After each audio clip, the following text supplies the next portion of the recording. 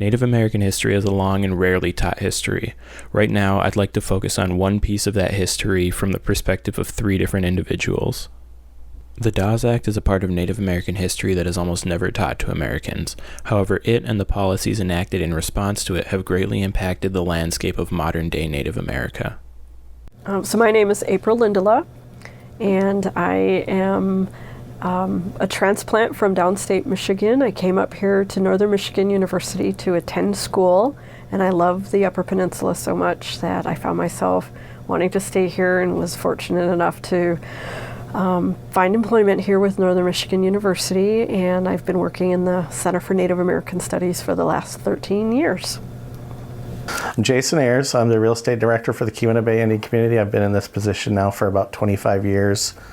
That consists of acquisition of land for the Keweenaw Bay Indian community, leasing some of that land back to its members. I'm involved in tax exemption of tribal member properties, most construction projects that the tribe's involved with, and a lot of other little small things that happen. My name's Dr. Gabe Logan, Professor of History, Northern Michigan University. My specialties are 20th century America, United States, and also peripheral subject Native American history. As I understand it, you're wanting me to speak a little bit about the Dawes Act. The official name is the Dawes Allotment Act of 1887. Native America went through 2 major phases. The first was, for lack of a better word, rounding up Native America and placing them on reservations, and that was in the 1830s, 1840s, depending on which nation you're talking about. And then the second occurred in 1887. So once Native America was rounded up on the reservations, the question became what to do with Native America, how to assimilate Native America into the dominant society. And the answer came from a Massachusetts senator, the Dawes Act. What it did is it allowed individuals to receive a patent from the federal government for land. If you were single and over the age of 18, you got 80 acres. If you were a head of household, you got 160. You could be an orphan under the age of 18 and get 80 acres. And the idea was that once everyone from a tribe or a band in a particular area under the Dawes Act had the opportunity to select land, then whatever was remaining in that area would be opened up to European settlement. So the Dawes Act was meant to make Native Americans landowners. However, this in itself was a foreign idea. The idea of ownership was not something and is not something that is of the same thinking. There has to be a critical consciousness of our relationship with the land. How do we own the land? It's a completely made-up system, and that comes from European beliefs. And it was used to say, well, now you can make progress to not only being a quote-unquote landowner, which never was something that traditionally we acknowledged. I think it's important to say that we negotiated territories, and we had songs and beliefs that followed borders around territories, but I think it's really important to say that, the idea of becoming a landowner is like saying you're becoming an owner of a member of your family. The idea of land ownership was foreign, but the Dawes Act and the preceding acts had more nefarious intentions. The Dawes Act itself, the purpose, and I guess you'll find people that'll want to argue what the real purpose is, but of course, if you work in Indian country long enough, you're going to realize that the purpose of it, of course, is assimilation. That and opening up more land to European immigration. One of the things I think that's important to be mindful of with the Dawes Act and many federal policies was a purposeful removal and disconnection.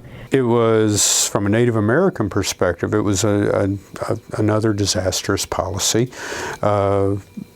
The reservation land was allocated up. The United States government was supposed to protect this in a trust for 25 years so that Native America could learn the legal machinations of buying and selling the land. That goes by the wayside very quickly. The Burke Act of 1906 was another act meant to correct flaws in the Dawes Act.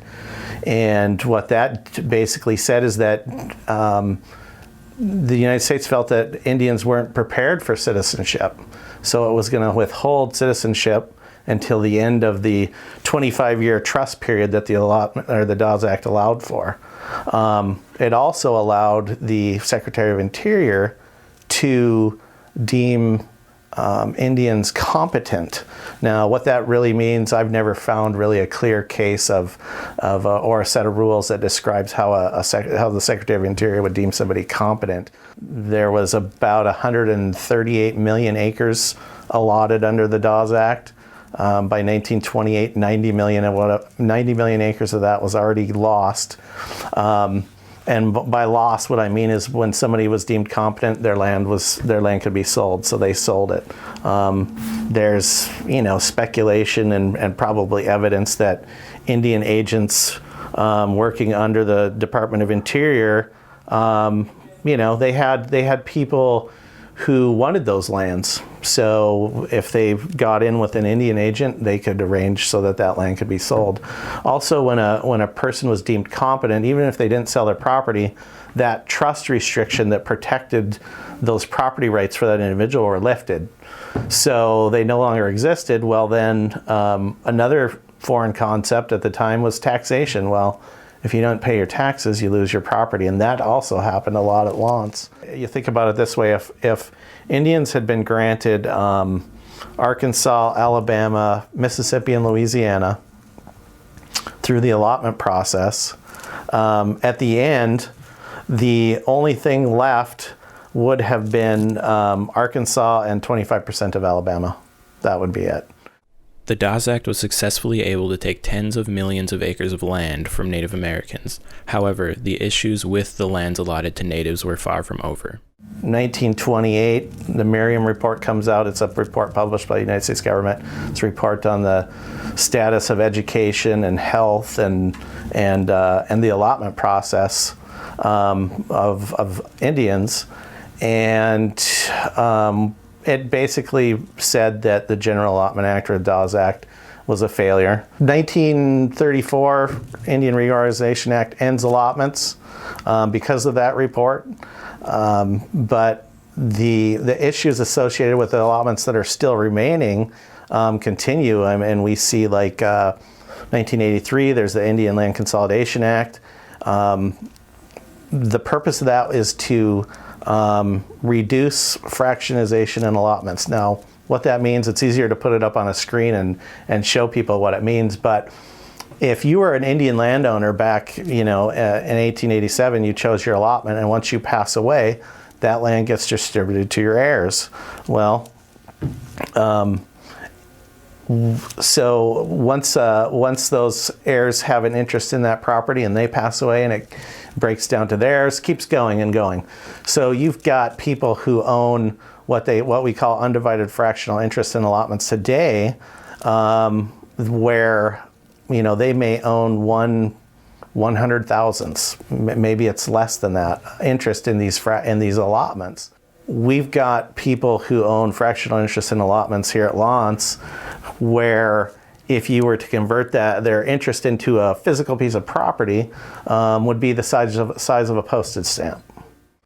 The Dawes Act is one of many untaught injustices committed against Native Americans. America's public school system continuously overlooks Native American history almost entirely. I encourage you to go out and learn more. You may be surprised at just how much you do not know.